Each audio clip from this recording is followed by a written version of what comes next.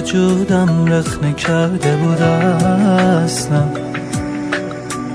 میدیدم این روزا رو همون اول که میگیره چشما جونم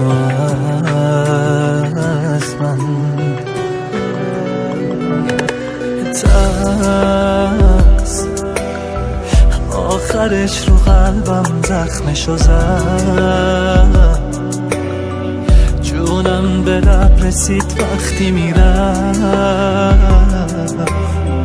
هرچی صداش میکردم بر نمیگشت. چرا بر نمیگشت؟ میترسیدم نباشی بارون بگیره. میترسیدم یه روزی پاییز بیاد و من نبینمت. میترسیدم میبینی آخرش سرم اومد دست. هرچی که میترسیدم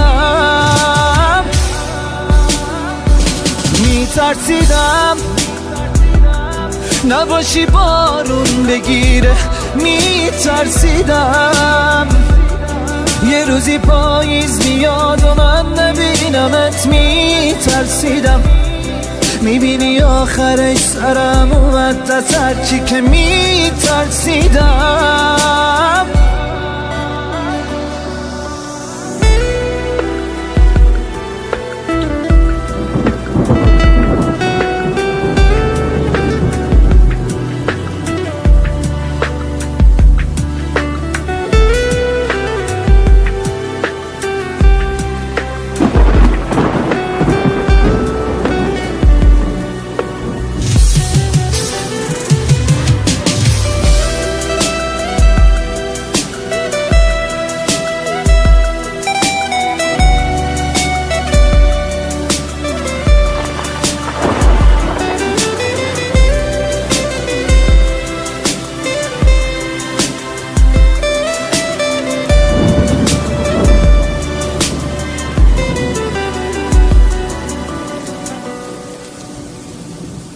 تو همه آبروم بودی، هدر دادم تو را.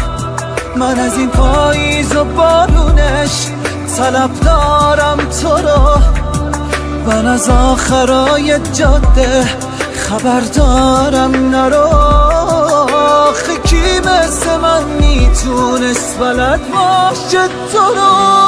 میترسیدم همیشه سر تو من میجنگیدم. هرکی بود مثل من عاشقت میشد بی تقصیرم. بعد تو هر عاشقی که میدیدم میلرزیدم. میترسیدم نباشی بارون بگیره.